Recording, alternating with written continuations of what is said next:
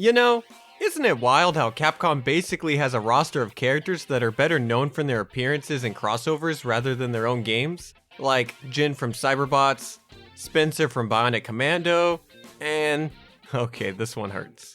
But the one character in a crossover I want to talk about is this dude.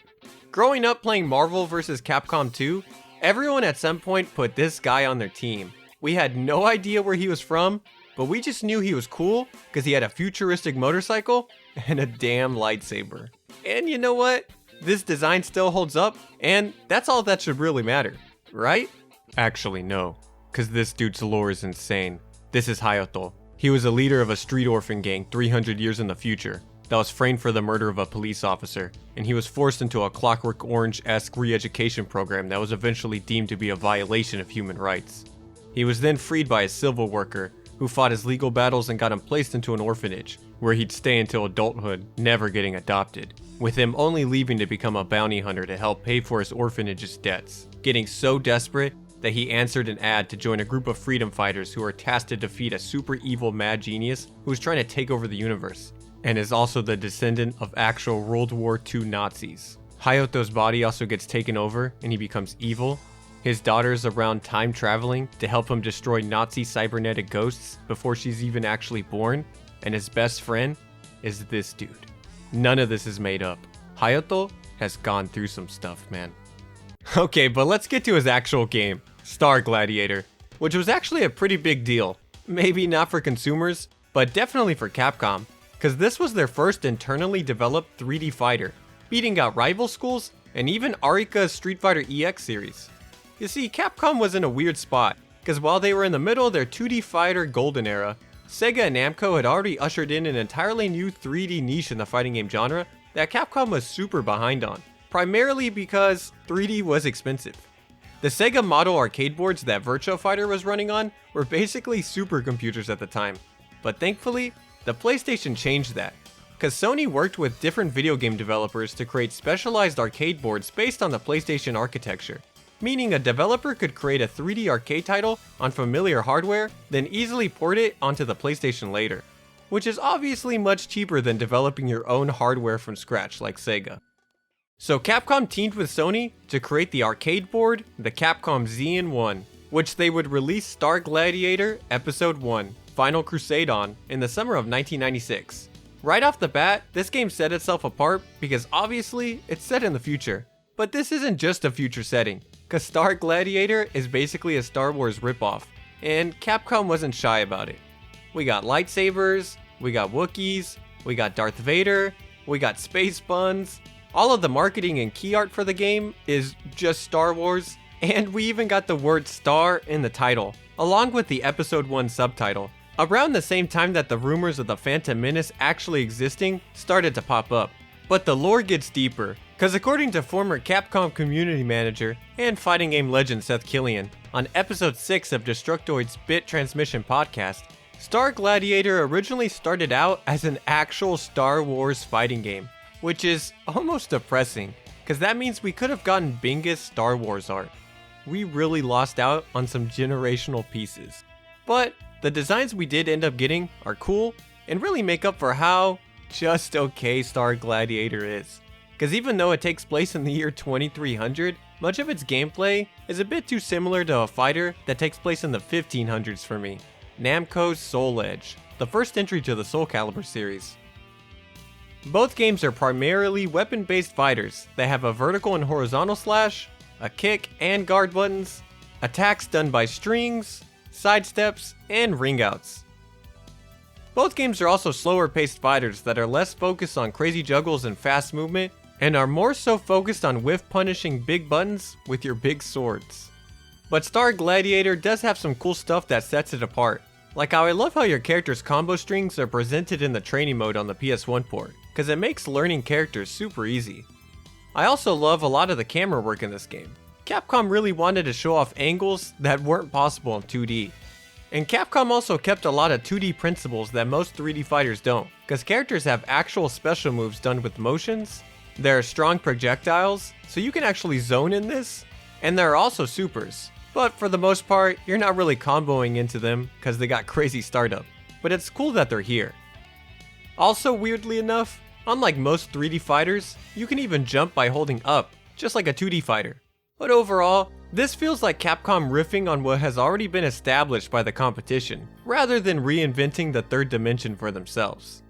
Star Gladiator is an alright and solid game, which to be fair does make it better than a lot of the 3D fighters of the time, but to me, it's not particularly the most interesting game past its developer and theming, which is saying a lot for a game that lets you battle a Wookiee against a dinosaur. Thankfully, I didn't make this video to tell you about this game though, because Star Gladiator's sequel, Plasma Sword, changed everything for me. Released 2 years later in 1998 for the Capcom ZN2 arcade hardware, which is just a beefed up ZN1, so we're still on PS1 architecture, Plasma Sword is genuinely one of Capcom's most unique and underrated fighting games ever. Cause I honestly don't know how to classify this game's subgenre of fighter. It's like a weird 3D, 2D anime fighter. This game has fast movement and attacks that reach into the Z-axis with juggles, but also crazy supers, install activations, parries, and even some air dashes. It's all over the place. Plasma Sword is just way faster than Star Gladiator, from the attacks to the movement, with character mobility getting a big buff from the new sidestep button that replaced the guard button in favor of having the player hold back to block, and this sidestep feels fantastic. While you could sidestep in Star Gladiator, now that it's tied to a button and the game is much faster, it just feels more intuitive. This sidestep is obviously a lot more linear and simple compared to the way characters move in something like Tekken or Soul Calibur, but pressure, projectiles, and just buttons in general can get pretty oppressive in Plasma Sword, so having a consistent option that is just so snappy makes dodging attacks feel so good. And to add to the game's speed, I also love how attacks carry momentum and stay active when you jump out of a run, because it lets you zoom across the screen with a hitbox that you can convert off of. It's really fun. Combos are still based on strings like a 3D fighter, but juggles and specials feel and operate closer to a 2D fighter to me, because characters can combo from buns into specials or supers, because Plasma Sword has regular bars of meter with supers that can be used for combos, or anti-airs, or even for chip damage. Like, yeah, you could do a 4-hit string, but you can also hit DP juggles, or command grabs into a super, or activate a domain expansion that lets you freeze the opponent with any hit. Yeah, let me introduce you to Plasma Sword's coolest mechanic, the Plasma Field. For a bar meter, every character can summon a field of plasma that has its own hitbox that gives the attacker a new ability and traps the victim into a little realm they can't escape for a set amount of time. This new plasma ability can be something like turning every one of your buttons into a projectile, or turning you into a giant, or even stopping time Dio style. I always loved Dark Force type activations in fighters, but I really love how they're implemented here, because you have to hit the opponent with the plasma field to activate the install first. Most characters can't combo into this, but the activation itself has a decent hitbox, and you can actually play footsies with the attack to fish for it. And once you do land it, you're usually in a position to keep a combo going, so the plasma field is never wasted. It's definitely not the most optimal attack to go for with your meter a lot of the time, but sometimes cool beats out practical. I just genuinely enjoy how this mechanic was implemented, and it's awesome to finally understand why Hayato has this install super in Marvel vs. Capcom 2. He's activating his plasma field, which lets you use an infinite amount of supers for a short time. Even though in Plasma Sword, this is actually what Bilstein's plasma field does, as Hayato just gets a big sword when he activates in the actual game. And since we're already talking about Hayato in this game, I also think it's really cool that he's got chains like everyone else, but also strings like his own game. Pretty sick way to reference his home series. But anyways, back to Plasma Sword and its wacky characters. On first glance, it looks like this game has a big cast, but basically every character on the bottom half of this character select is a clone of the character above them, with the clones only having different supers, which is probably the most Capcom thing Capcom could have done with a 3D fighter, but I'm not complaining. We of course gotta start off with Hayato and Black Hayato, who's like an evil Hayato who's gotten mind controlled by the great grandchild of a Nazi. He's surprisingly not your standard protagonist Shoto, cause a lot of his game plan actually revolves around landing a command grab. And sadly, he also isn't that strong, But you can't take away how damn cool he is though. June is Hayato's girlfriend and future wife, and her clone is actually the couple's daughter Elle, who comes from the future to help stop the big bad. And man, Capcom cannot let the female Chinese poster child be bad in any other fighters, cause June is arguably the best in the game. She's got plus frames and strong loops that let her control the screen from anywhere. Next we got Hayato's BFF Saturn and his clone Prince, who are your dolls and functions. I usually gravitate towards the freaky characters in fighters, but Saturn is a bit awkward and slow in a game where top tiers are close and in your face always. Thankfully, he's got a nasty drill he can safely Tiger Knee and some of the goofiest combos in the game. Grappler fans rejoice, because the next characters Gamoth and Guntetsu are Plasma Sword's big boys, and they're surprisingly very strong picks, because their buttons are good, they have a lot of health, and their command grabs do wild damage. Just don't let me catch you picking a generic soldier dude over a Wookiee. Then there are the fencers, Geralt and Claire. And you'll just have to believe me that this isn't Space Dudley.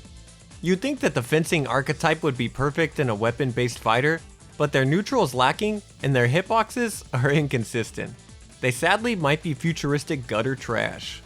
Our two future robots, Vector and Omega, are next, and they're cool beginner characters because they have strong zoning that can be hard to navigate. Vector is definitely the easier of the two because they have a laser super that can snipe opponents playing bad neutral by whiffing strings mid-screen, but Omega is a great get off me super that's useful against this game's insane pressure. Okay, now we gotta throw the furries a bone, cause the next two characters, Zelkin and Eagle, are absolutely nuts. They have air dashes with a hitbox, crazy ground and air buttons, a super jump with a float that can be cancelled, a beast cannon, and the arcade and Dreamcast version of Plasma Sword both get their own exclusive infinite from these guys. If you like execution heavy top tiers, this bird is your boy. The next two characters are our other gimmicky weirdos, Gore and Luca, who are more annoying than they are strong. Their kit is full of tools that will only work once on your opponent, but when it hits, they'll feel like an idiot.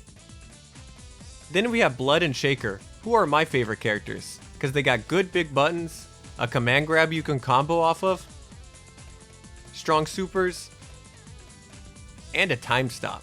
But somehow, they end up feeling honest compared to the other top tiers. They're still fun and great characters to learn the game with though, because they're simple while still playing the game. Our villain Bilstein and his cybernetic body that has somehow come back to life after he uploaded his spirit into a new body, Ghost Bilstein, are next. And I know I've been making jokes about their unfortunate heritage, but I genuinely love their designs. The Darth Vader homage is obvious, but they still end up looking unique with this strange sci-fi pharaoh look. Gameplay wise, they're extremely basic though, and you're much better going for Hayato or Blood if you want to swing a sword. Bilstein's own daughter Rain is the next character, and she is tasked with hunting down the heroes, but also wants to take her evil father down so she can rule the universe for herself and turn all men into slaves. I'm a sucker for scythe characters, and thankfully she's always a threatening character, cause if she hits a plasma field, you're gonna get hit with ice loops. Rain also has a clone character named Cade, but she's only selectable with a code and is more unique than the other clone characters. She's the young shinobi girl who loves to steal trope, which is fitting cause she has a dumb overhead that she can steal rounds with. Finally, we have Byakko and his clone that's also a secret character with unique specials, Ryan, who are insane space animals too. They have an amazing walk speed, multiple jumps, a dive kick, an air dash, amazing buttons including a jab that's so plus you can gel opponents and block stun, and Byakko has one of the best supers in the game that does everything for you, while Ryan has a Blanca Ball. These characters are certified easy scummy top tiers for all of you sickos out there. And that's the Plasma Sword cast, and honestly, it's one of Capcom's strongest in my opinion. Everyone's inspiration here is pretty clear, but against all odds, everyone comes off feeling unique even though they should feel like ripoffs, kinda like Plasma Sword itself. This game's mechanics and pacing genuinely surprised me, and I really think this is not only one of the most unique Capcom fighters, but one of the most unique fighters of the late 90s. While Plasma Sword feels familiar, nothing else really plays like Plasma Sword. But I think this game had a lot going against it as well, cause not only was the fighting game market oversaturated at the time, but Capcom kind of ironically turned on the hardware that allowed them to easily make the game in the first place. You see, Star Gladiator got a PS1 port, which totally makes sense given the arcade hardware it was made for, but Plasma Sword got a Dreamcast port, which is a kinda strange move cause this meant that the game was now competing with the likes of Soul Calibur, and Plasma Sword's basic character models and JPEG 2D backgrounds could not even begin to compare with the graphics Namco was able to put out on the console. Capcom's other 3D fighter, Rival Schools, was also made for the ZN1, but its sequel Project Justice ended up being made for the Sega Naomi arcade hardware, which is basically the arcade equivalent to the Dreamcast, and it makes me wonder if Plasma Sword was ever considered for the Naomi hardware, cause it probably would have fared a lot better for the eventual port. Or maybe the game would have done better with a port on the PS1 altogether. Well, who knows, but it also doesn't really matter, cause we're decades removed from the game's release, and Plasma Sword is now accessible to play online through Fightcade, where it's garnered a small community that has even brought it out to IRL tournaments. If a game didn't have much of a legacy in the fighting game community when it was new, we can always change that by exploring what these games have to offer now. So now that we know Hayato's game is actually pretty cool, it's a bit bittersweet to see how this series is only acknowledged in crossovers, but I'll still be hyped nonetheless to see one of these guys end up in a versus game. Jun was apparently one of the characters that almost made it into Tatsunoko vs Capcom, so hopefully we can see her playable in the future. But in the meantime, check out Plasma Sword. It's easy to pick up, it's fun, and it's super cool. Thanks!